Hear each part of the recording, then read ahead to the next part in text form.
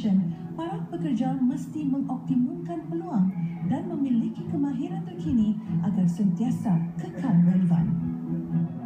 Di Singapura ni kita tidak boleh tidak, mesti ada skill set, knowledge, skills, attitude yang mencukupi untuk semasa dan akan datang. 5 tahun, 10 tahun itu bergantung kepada situasi peringkat nasional dan juga antarabangsa. Jadi kita mesti nimble, kita mesti responsif dan kita mesti berhadapan dengan realiti yang tidak menentu. Begitu juga pandangan Encik Afandi Salih dari SSA Consulting Group. Agenda pembelajaran sepanjang hayat menurutnya harus lebih agresif dan melibatkan semua, termasuk yang bergaji tinggi. Beliau berharap Belanjawan 2015 dapat memberi insentif $20 kredit cukai pribadi bagi setiap jam latihan yang dijalani, atau memberi skim kredit pembelajaran sepanjang hayat dengan sasaran 50 jam latihan setahun. Ganjarannya mendapat kembali yuran khusus. Berdasarkan pangkalan data SSA, 45% dari lebih 100,000 yang mengikuti kursus latihan peningkatan kemahiran di syarikat SSA sejauh ini adalah golongan yang bekerja dan tanpa pengetahuan majikan mereka. Mereka menggunakan wang mereka sendiri untuk membayari kos kursus-kursus peningkatan kemahiran di samping mengorbankan masa mereka selepas waktu kerja. Golongan ini pada pendapat saya harus diberi tumpuan dari Belanjawan 2015 dan bagaimana absentee payroll boleh diberikan kepada mereka juga.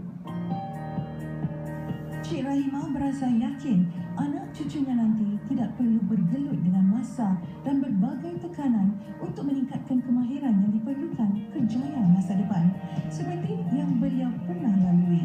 Ini apabila Belanjawan 23 Februari nanti membentangkan perincian Skills Future atau kemahiran masa depan, usaha jangka panjang pemerintah guna membentuk tenaga kerja berdasarkan kemahiran dan berdaya hasil tinggi.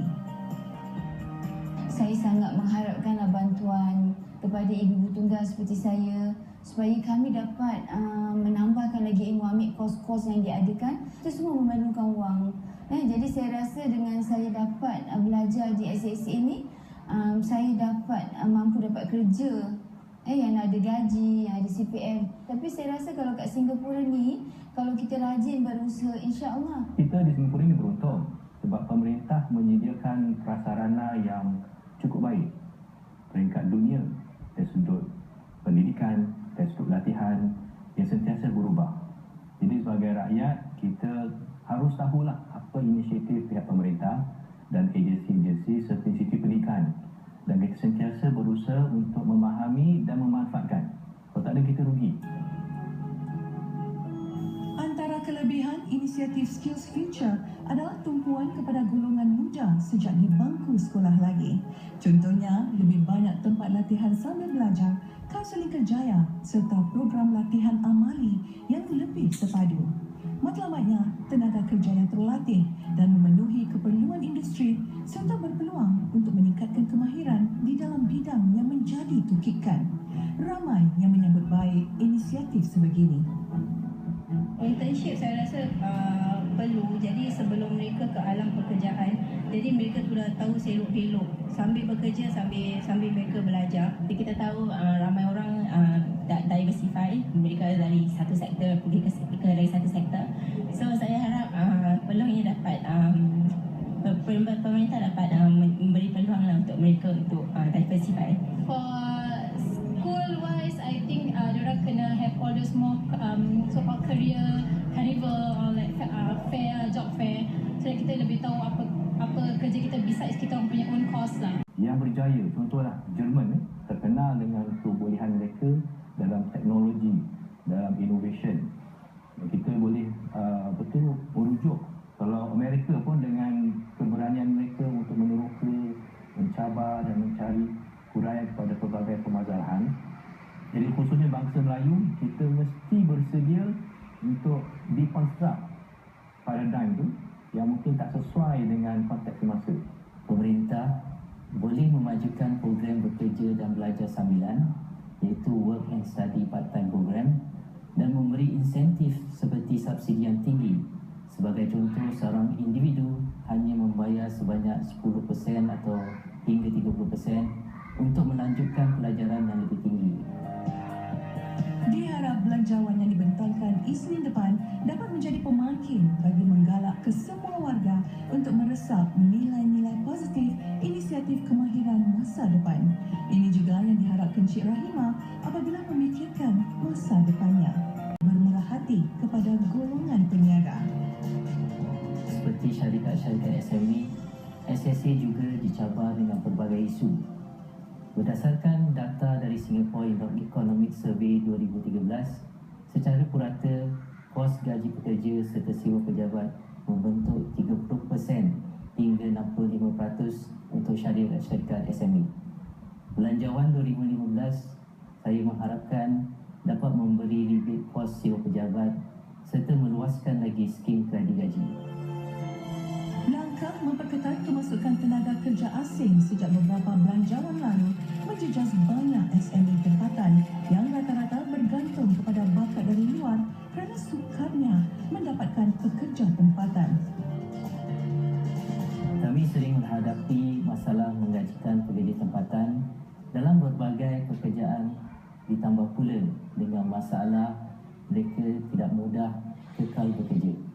Pemerintah dapat mempertimbangkan semula mengurangkan levy pekerja asing.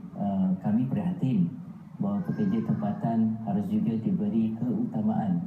Jika usaha untuk menggajikan pekerja tempatan tidak berhasil, maka pemerintah dapat memberi satu kelonggaran dalam hal ini. Keluhan Encik Afandi dapat difahami memandangkan SSA Consulting Group turut bergantung kepada tenaga kerja asing memandangkan berbagai sumbangan positif yang telah mereka berikan. Karyawan-karyawan asing ini juga menyuntik kerencaman budaya dan memberi peluang kepada pekerja tempatan menyerap amalan terbaik yang mereka paparkan. Kehadiran mereka juga dapat memberikan pemikiran yang berbeza. Sebagai contoh, SSA baru-baru ini telah membuka sebuah cawangan di Philippines. Sebahagian jawatan yang penting telah diterajui oleh pekerja asing kami yang pernah bekerja di Singapura. Syarikat Andalus Corporation yang menggajikan tenaga kerja asing dari Malaysia dan Indonesia turut berkongsi keluhan yang serupa. So, kita juga terlibat dalam penerbitan dalam Andalus di Pesta Buku Jakarta, di Kuala Lumpur, dan kita memerlukan penulis dan kita juga memerlukan pengedar. Dan kalau kita ada warga kerja di kalangan rakyat Malaysia dan Indonesia yang akan memudahkan dari sudut komunikasi. Sedang syarikat dan majikan mendesak pemerintah melonggarkan kembali pengambilan pekerja asing, lain pula pandangan penduduk tempatan. Ini jelas dari tinjauan Rambang di timur Singapura. Saya rasa perlu ada kawalan untuk mengambil pekerja luar dan saya rasa juga perlu ada balance untuk pekerja Singapura bekerja dengan pekerja luar. Mesti ada rasa tergugah pasal takut satu hari nanti pekerjaan kita akan diambil oleh mereka. Jadi saya rasa dari itu kita yang rakyat Singapura ni harus mempentingkatkan diri kita untuk lebih bagus daripada foreign talent ni lah. Kita dapat mengenali adat dan budaya masing-masing lebih baiklah sebab tapi yang kurang baiknya mungkin banyak kes-kes jenayah yang berlaku lah. Kalau foreign talent, diorang ada certain aspek yang diorang bagus dalam. Macam kalau call center, macam foreign talent is good dalam bidang tu compared to Singaporean. Dijangka belanjawan 2015 bakal terus memberi penekanan kepada syarikat untuk mempertingkat daya penghasilan dan kurang bergantung kepada bakat asing. Memang ada warga kerja yang sudah berusia, dah melepasi 65 pun. Dan kita malah meraihkan mereka mempunyai keinginan, kesediaan kesihatan, kekuatan dan pengalaman yang sangat bernilai. Bersama-sama kita lihatlah dari sudut kesan kepada produktiviti syarikat dan juga peluang untuk pekerja baru masuk. Jadi keseimbangan tu penting. Yang pertama, tokohkan CPF bagi majikan untuk pekerja lanjut usia yang akan meningkat 1% dan skim kredit pekerjaan khas yang akan berakhir pada tahun ini. Saya mengharapkan agar ini dapat dilanjutkan. Yang kedua, kos sampingan seperti perbelanjaan perubatan, cuti sakit dan sebagainya boleh meningkatkan kos penyelenggaraan syarikat-syarikat SME. Penyesuaian juga harus dilakukan oleh majikan seperti skrin komputer yang lebih besar. Bak Gayung bersambut, para pekerja tempatan yang ditemui terus sedar peranan yang mereka perlu lakukan demi memenuhi keperluan syarikat tempatan.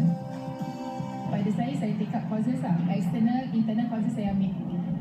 Just to improve my work and also to improve my knowledge. Saran pemerintah kalau boleh, kita boleh bekerja sampai semampu boleh lah.